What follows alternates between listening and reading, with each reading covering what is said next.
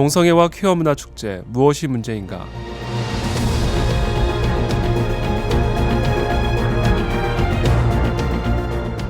방송가족 여러분 안녕하십니까? 동성애 문제 관련 특집 프로그램 동성애와 퀴어 문화 축제 무엇이 문제인가로 여러분과 함께합니다. 저는 진행을 맡은 이태희 변호사입니다. 금요일까지 총 4회에 걸쳐서 지금 방송이 되고 있는데요. 매 시간마다 동성애 이슈와 관련된 주제를 정해서 전문가들을 모시고 말씀을 들어보도록 하겠습니다. 오늘은 그 두 번째 시간입니다. 이 시간에는 동성애의 보건 의료적인 측면에 대한 문제라는 주제로 함께 말씀을 나눠보도록 하겠는데요. 오늘 수동연세병원 염완섭 원장님 함께해 주셨습니다. 안녕하세요. 안녕하세요. 네, 요새 많이 바쁘시죠? 예, 계속 이 동성애에 대한 폐해 그리고 위험성을 알리고자 하는 요청들이 있으셔서 네. 가서 제가 본 것 그리고 알고 있는 것에 대해서 말씀드리고 있습니다. 네, 사실 우리나라에서 에이즈 환자를 가장 많이 치료한 분 아니세요, 원장님이? 글쎄 그거는 뭐 정확히 세 모르겠지만 한 번, 7만 번 이상. 그러니까 우리나라에서 어떻게 보면 우리 원장님만큼 동성애자분들이 겪고 있는 여러 어려움과 아픔과 피해를 더 잘 아는 분이 없을 만큼 이 분야에 있어서는 사실 권위자이신데, 이 보건 의료적인 부분에 대해서 어떤 객관적인 그런 수치라든지 우리 청취자들이 꼭 이 동성애 문제 실체에 대해서 알아야 될 부분들을 좀 충분히 좀 설명을 해주시면 좋겠습니다. 대한민국의 에이즈 감염은 주된 진원지가 남성 간의 학문 성관계, 남성 동성애임은 의학적인 진실입니다. 그런데 이 부분이 잘 알려지지 않은 이유는 동성애 단체의 반발을 의식해서 네. 그 누구도 이 부분에 대한 증언하는 것을 꺼려하고 있기 때문이지만, 분명히 우리나라 에이즈의 주된 이유는 남성 간의 성관계가 되겠고, 그리고 이 남성 간의 성관계로 인해서 에이즈에 감염되면 모든 치료비용, 입원비, 간병비까지 국민 세금으로 지급을 하고 있기 때문에 국민들에게도 그 여파가 상당히 있다라고 볼 수 있겠습니다. 저는 그게 너무 충격적이었어요. 100%요. 네, 100%입니다. 예. 심지어 간병비까지 지원받는 질병은 에이즈밖에 없고, 나라를 위해 싸우다 최근에 발목 지뢰로 발목 네. 하단 부위를 네. 절제 수술 받은 우리의 병사들도 있었는데, 그렇죠. 그런 병사보다 훨씬 더 높은 수준의 혜택을 받고 있으며, 그런 발목이 잘려진 병사들조차 간병비는 본인이 지급을 하는데, 유독 동성애로 에이즈에 걸리게 되면 간병비까지 100% 국가가 지원하고 있으며, 국립병원 같은 경우 에이즈 장기 입원 환자분들이 현재 입원 중에 계시는데, 이런 고가의 치료비 말고 간병비로만 한 달에 월 180만 원씩 현찰로 지급되고 있습니다. 현찰로요. 예, 예. 그거 다 국민 세금 아닙니까? 그렇죠. 이제 저와 여러분들의 세금으로 지원되고 있습니다. 그래서 나라를 지키는 행동보다 남성 간의 학문 성행위가 더 국가를 위한 행동인지 저는 의구심을 품고 있습니다. 참 아마 이 사실을 우리 국민들이 아시면 참 깜짝 놀라실 텐데요. 그러니까 결국 이 동성애자분들이 이 에이즈, 그러니까 남성 간의, 특별히 남성 간의 학문 성관계를 통해서 에이즈에 걸리면 동성애자들 자신들에게만 큰 피해가 될 뿐 아니라 결국 우리 국민 모두가 그것의 피해자가 지금 되고 있다라는 말씀인데. 예, 심지어 작년 12월이니까 한 6개월 됐다고 볼 수 있겠습니다. 작년 12월에 의료법 시행령이 개정이 되면서 동성애로 에이즈에 걸린 분들에게 국가가 노인 요양병원에 입원했을 때, 일반적으로 저희들이 저희 부모님을 모시면 한 달에 치료비 70만 원, 간병비 40만 원, 도합 110만 원을 매달 요양병원에 내야 되는데, 유독 동성애로 에이즈 걸린 분들은 평생 국민 세금으로 100% 지원을 해주겠다라고 발표를 하면서 굉장한 요양병원계 파장이 일었었습니다. 국가 보훈 대상자들조차도 노후를 완벽하게 보장하고 있지 못하는 이 대한민국이라는 나라에서 유독 동성애로 에이즈 감염된 분들은 노후 보장을 해주겠다라고 국가가 발벗고 나서는 이유에 대해서 상당한 의구심을 가지고 있습니다. 도저히 이해할 수가 없어요. 그러니까 지금 정책적으로, 교육적으로, 제도적으로 동성애는 사랑이고 에이즈와는 아무런 상관이 없다라고 계속해서 홍보하면서 결국 그 동성애로 말미암아 발생한 에이즈 치료 비용은 또 국민 세금으로 지금 다 대주고 있고요. 심지어 노후 보장까지. 노후 보장까지. 예, 예. 국가 유공자보다도 훨씬 더 좋은 대우를 지금 예. 받고 있다. 이거 참 충격적인 이야기인데요. 심지어 에이즈 환자분들은 입맛 없다고 국가에서 반찬까지 배달해 주시니까 정말 아니 이 일을 도대체 어떻게... 왜 그러는 거예요? 그 이유는, 표면적 이유는 그렇게 상당한 수준의 혜택을 에이즈 환자분들한테 제공을 해야지만 이분들이 불특정 다수에게 보복성 성관계를 하지 않아서 에이즈 신규 감염률이 줄어들 것이다라는 이유를 내세우고 있지만 현실을 펼쳐놓고 보면 미국, 아프리카까지도 에이즈 신규 감염률은 줄고 있는데 대한민국만 기하급수적으로 늘고 있는 거의 유일한 나라니까 정책의 의도와는 정반대로 정반대죠. 현상이 나타나고 있다고 볼 수 있겠습니다. 네. 그러면 이 좀 더 좀 구체적으로 또 우리 의사 선생님이시니까 이 보건 의료적인 부분에 대해서 학문 성관계를 갖지 않습니까? 특별히 남자 동성애자의 경우는 이 학문 성교가 얼마나 위험한 것인지 이걸 조금 더 또 학문 성관계를 통해서 겪게 되는 여러 다른 형태의 질병들이 있지 않습니까? 이런 국민 보건적인 차원에서 좀 더 구체적으로 설명을 좀 해주시죠. 예, 미국 질병관리본부 홈페이지를 보면은 학문 성관계의 위험성에 대해서 온 국민, 특히 남성 동성애자들이 알 수 있도록 게시를 하고 있는데 심지어 학문 성관계 1회를 했을 때 에이즈 감염률이 68%라는 수치를 보고하고 있습니다. 네. 학문 성관계 한 번 했을 때 에이즈 걸릴 확률이 70%라는 거죠. 68%니까 거의 다 걸린다는 겁니다. 운 좋은 사람 어쩌다 한 명 안 걸리는 거고 실제로 예를 들면은 영화로도 한번 소재로도 쓰였던 어떤 집창촌에 근무하는 여성이 있었는데 이 여성이 에이즈 감염이 됐지만 에이즈 감염임을 숨기고 집창촌에서 근무를 했습니다. 그렇게 근무를 해서 그 지역에는 많은 남성들이 이 여성과 성관계를 가졌었는데 나중에 이 여자분이 에이즈 환자라는 것을 알게 돼서 그 지역의 남성들을 모두 보건소에서 소환해서 검사를 했지만 단 한 명의 남성도 에이즈 감염이 안 됐습니다. 네. 그러나 에이즈에 감염된 여성과 성관계를 가졌음에도 예. 수많은 남성들이 가졌음에도 전혀 에이즈 감염된 남성이 없었는데 그 제가 방금 말씀드린 모 지역과 조금 떨어진 다른 모 지역이 있습니다. 바닷가를 끼고 있는 모 지방 도시가 있는데 그 도시에서 어떤 30대 회사원, 그 도시는 특별히 기업들이 많이 들어가 있는 도시입니다. 회사원이 회식 이후에 택시 타고 집에 가려니까 택시비가 아까우니까 가까운 찜질방에서 잠을 잤는데 찜질방에서 자다가 의문의 남성에게 성폭행을 당했습니다. 남자가 남자에게 성폭행을 학문 성관계를 강제적으로 당했는데 그 한 번의 성관계로 에이즈 환자가 됐습니다. 세상에. 이만큼 학문 성관계와 에이즈의 연관성, 감염률은 타의 추종을 불허한다. 그리고 에이즈와 아주 직접적인 감염이 원인이 된다라고 말씀드릴 수 있겠고 에이즈에 감염이 되면 우리가 영화에서 보는 것처럼 면역력이 떨어진 네. 마치 이전에 백혈병 환자를 아름답게 그렸던 것처럼 그런 아름다운 모습으로 지낼 수 있는 게 아니라 에이즈 바이러스가 면역력만 떨어뜨리는 게 아니고 뇌세포를 갉아먹습니다.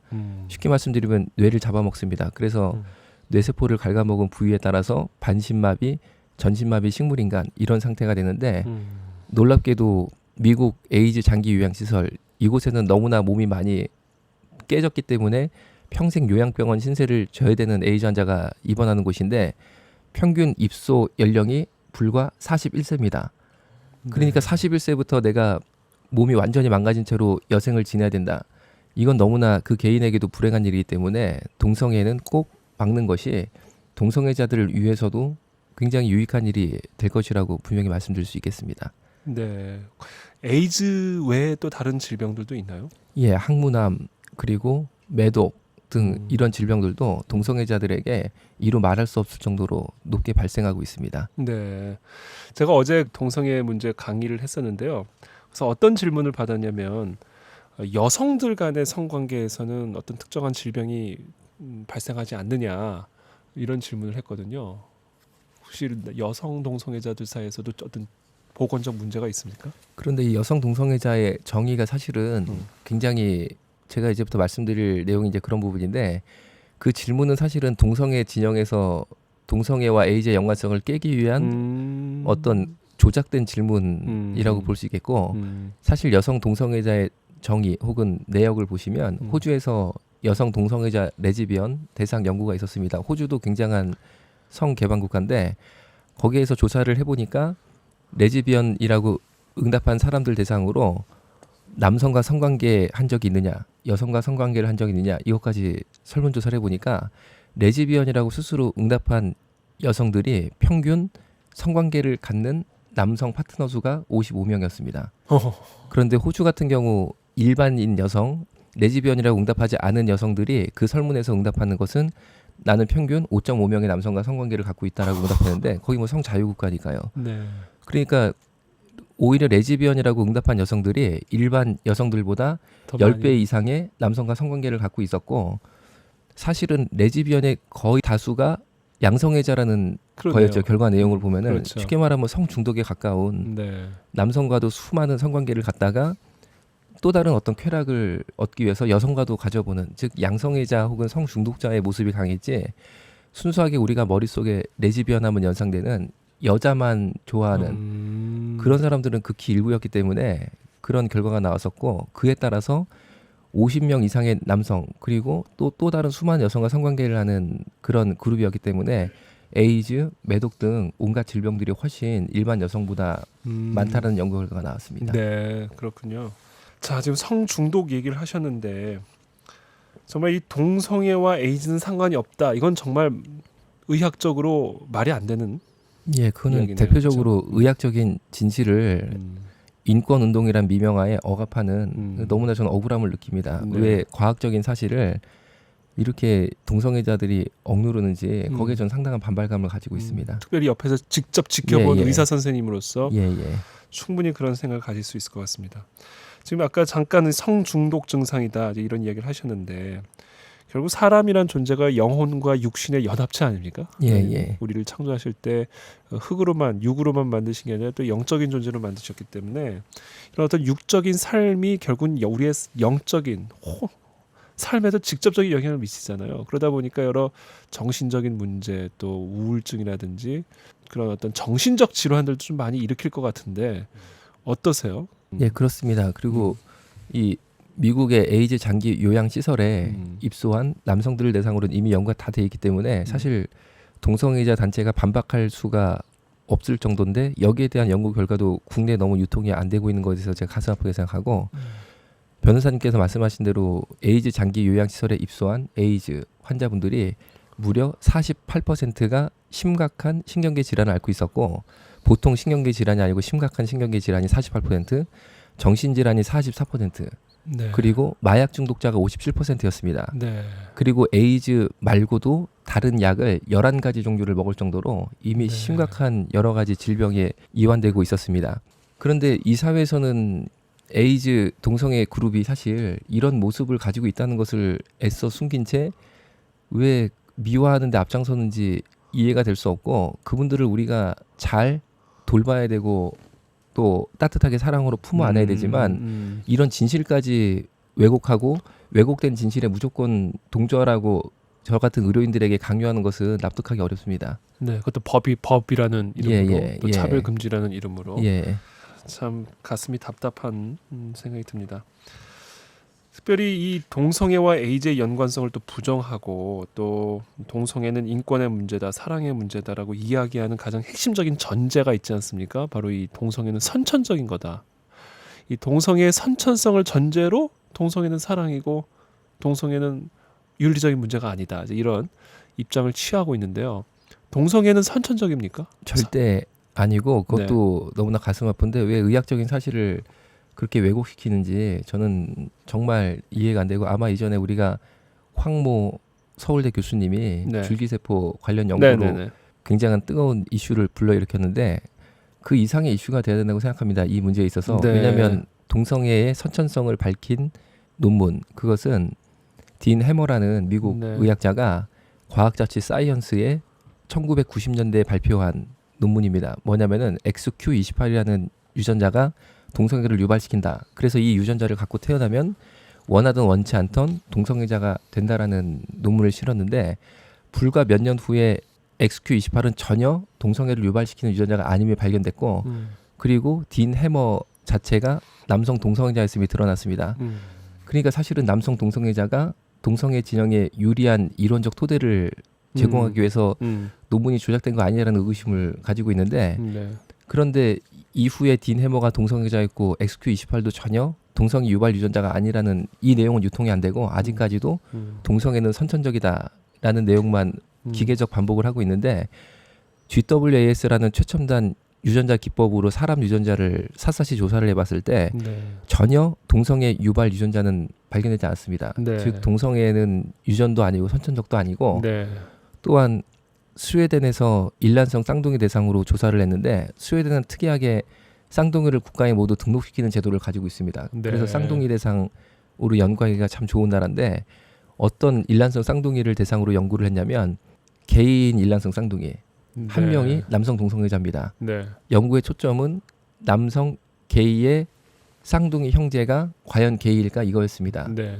그런데 일란성 쌍둥이는 유전자가 두 형제가 똑같습니다. 그리고 엄마 뱃속에 같이 있었기 때문에 엄마의 호르몬의 영향, 방사능을 쪼였던 뭘 어머님이 잘못 드셨던 영향이 똑같습니다. 그런데 게이인 쌍둥이 형제를 보니까 95%가 일반인으로 살고 있었어요. 즉 제가 예를 들어서 남성 동성애자다. 제 복제 인간을 만들고 심지어 저희 어머니 뱃속에 같이 들어갔다 나와도 그 친구는 이성애자로 살 확률이 90% 이상이니까 전혀 동성애는 선천적이지 않고 타고나는 것이 아니다라는 게 의학의 결론입니다. 네. 그러면 그 치료한 우리 병원에서 치료하신 이런 동성애자 또 에이즈 환자들 가운데 그분들은 어떤 경로로 대부분 동성애자가 되셨나요? 제가 동성애에서 탈출하고 싶어하는 청년들도 상담을 하고 있는데 80%는 게이 포르노의 영향을 받았습니다. 80%가. 남성 간의 성관계를 담은 게이 포르노의 영향을 받아서 그것을 매일 보다 보니까 뇌가 학습이 돼서 어느 순간부터는 옆에 있는 남자애들을 봤을 때 성욕을 느끼게 되고 그러다 게이 커뮤니티에 가입이 되고 거기서 성인 동성애자들을 만나서 성관계를 갖게 되고 그러면서 차근차근 동성애화되는 그런 사람이 80%였고 약 20%는 어렸을 때 다른 성인 남성에게 잘못된 성 접촉을 받은 경우 그런 경우였습니다. 그래서 사실은 저는 동성애 이 문제는 가장 큰 원인은 음란물 중독, 포르노 중독. 두 번째는 어렸을 때 잘못된 성경험. 이 두 개는 우리가 그리스도의 복음 안에서 치유해야 될 주제입니다. 그런데 동성애는 선천적이고 인권이니까 내버려둬야 된다. 전혀 터치해서 안 된다. 이거는 성적 상처로 인해 평생 살아야 된다. 혹은 포르노 중독으로 평생 살아야 된다. 이렇게 그들을 몰아세우는 것 같아서 상당히 저는 유감스럽게 생각합니다. 그럼 지금 그 입원 환자들 가운데 에이즈 환자 입원 환자들 가운데 연령대는 어떻게 되나요? 저희 병원도 비슷하게 입소 연령은 평균 41세 정도. 평균 41세. 예. 좀 젊은 그룹에서 좀 늘어나는 추세인가요? 어떠세요? 우리나라 같은 경우는 10대, 20대 에이즈 감염률이 기하급수적으로 늘고 있어서 이 부분이 가장 큰 우려가 되고 있고 작년에 에이즈 신규 감염인의 가장 절대적 다수를 차지한 1위 연령대가 20대였습니다. 그래서 젊은 세대들에게 아주 직접적인 타격을 주고 있다라고 설명드릴 제가 수 듣기로 있겠습니다. 최근에 바텀 알바라는 신종 알바가 우리 청소년들 사이에 특별히 가출 청소년들 사이에 예. 유행하고 있다고 하는데 예. 그거 좀 설명 좀 해주시죠. 그 바텀 알바. 예. 얼마 전에 뉴스에서 굉장히 크게 보도되었던 남성 간의 살인 사건. 그렇죠. 그것도 사실은 바텀 알바와 연관이 돼 있습니다. 바텀 알바는 최근에 그 토막 살인 사건이요. 이 동성애자들 세계에서는 통용되는 누구나 다 아는 은어입니다. 이건 뭐냐면은 동성애자 앱에 자신의 광고를 냅니다. 자신의 광고를 내서 내 학문을 시간당 얼마에 팔겠다. 그리고 동성 간의 성관계를 하는데 이 정도 돈이면 된다는데 수요와 공급의 법칙에 의해서 옛날에는 시간당 9만 원을 줬는데 최근에는 가출 청소년들이 너무 많이 그쪽으로 빠져들어서 시간당 3만 원까지 떨어졌다고 합니다. 그래서 이 아이들이 성인 동성애자를 만나서 가출했기 때문에 돈이 필요하기 때문에 불과 몇만 원의 에이즈에 노출되고 감염이 되고 있는 위험한 현상을 보이고 있습니다. 앱이 있다고요. 앱. 이렇게 동성애자들만 사용하는 SNS 시스템이 있는데 스마트폰에 앱. 예, 우리가 카카오톡 그리고 페이스북 쓰는 것처럼 이 친구들은 이런 어플을 쓰는데 이 어플의 특징은 이 어플을 클릭을 하면 주변에 동성애자 검색이 됩니다. 몇 킬로 떨어져 있는지 몇 미터 떨어져 있는지 그리고 그 친구의 얼굴과 벗은 몸까지 검색이 되니까 마음에 드는 친구가 있으면 클릭을 해서 쪽지를 보내고 예, 쪽지를 보내고 카카오톡 하는 것처럼 대화를 나누고 가격을 흥정을 해서 만나서 성매매를 하고 있습니다. 실제로 제가 이제 가지고 있는 증거 자료도 있는데 한 16남이라는 16세 네. 남자아이인데 그러니까 그걸 보고 예, 이 친구 괜찮다 싶으면은 클릭을 해서 걔하고 이제 만나서 돈을 지불하고 항문성관계를 맺게 되는 거죠. 그러니까 이 청소년들 사이에 이 에이즈 환자 비율이 급증할 수밖에 없는 그럴 거죠. 수밖에 없습니다. 네. 예. 특별히 나이 드신 동성애자분들은 어린 아이들을 더 선호한다면서요. 맞습니다. 그게 참 동성애 안 좋은 흐름 혹은 영적인 흐름 혹은 이제 분위기라고 볼 수 있는데 왜냐하면은 학문 성관계를 하면 할수록 어린 친구일수록 성적 쾌감을 많이 준다. 이거를 이제 알게 되는 거죠. 그래서 선호 연령이 점점 나이가 어려져가지고 아주 우리가 천인 공노할 행동이죠. 애들한테 정말. 그러니까 이제 동성애자들도 굉장히 괴로워합니다. 왜냐하면은 동성연을 하면 할수록 어린애들을 건드리기 시작하니까 하고 나면 본인들도 엄청난 죄책감과 자괴감에 빠져요. 나는 왜 이럴까. 그런데 어떤 성적인 쾌감이 있잖아요. 그걸 못 잊기 때문에 점점 어린애들을 건드리기 시작하니까 정말 이 동성애 문제는 그렇게 단순한 문제가 아니고 단순한 사랑의 문제가 아니고 복합적으로 봐야 된. 그러니까 이제 우리 사회에서 지금 이렇게 동성애가 인권이라는 이름으로 또 이번 주 토요일에는 퀴어 문화라는 이름으로 지금 엄청난 국가적인 잔치를 벌이고 있지 않습니까?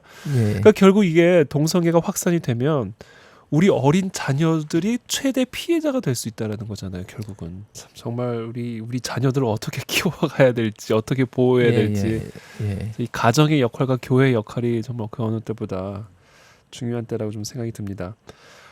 마지막으로 이제 우리가 이번 주 토요일이죠. 퀴어 문화 축제가 이제 서울시청 광장이라는 대한민국 서울의 가장 중심적인 장소에서 이제 펼쳐지는데요. 우리 사회가 이런 퀴어 문화 축제로 상징되어지는 이런 동성애 그림자로부터 자유해질 수 있도록 우리 한국 교회와 그리스도인들이 또 어떻게 해야 될 것이며 특별히 퀴어 문화 축제를 바라보는 우리 그리스도인들의 태도와 자세는 어떻게 해야 될지 한번 좀 마지막으로 좀 말씀해 주시면 감사하겠습니다. 동성애 문제는 단순히 인권의 문제로 볼 수가 없다는 게 저의 분명한 의견입니다. 왜냐하면 제가 현장에서 본 동성애는 분명히 질병이랑 연관이 돼 있고 또한 그 외에 많은 사회 병폐와 연관이 돼 있기 때문에 단순히 이것을 사랑 내지 인권으로 보기에는 너무나 큰 무리가 있기 때문에 이 부분에 대해서 우리 기독교인이 나라를 살린다는 심정으로 그리고 우리의 젊은 세대를 살린다는 심정으로 기도하면서 행동해야 된다라고 생각을 합니다.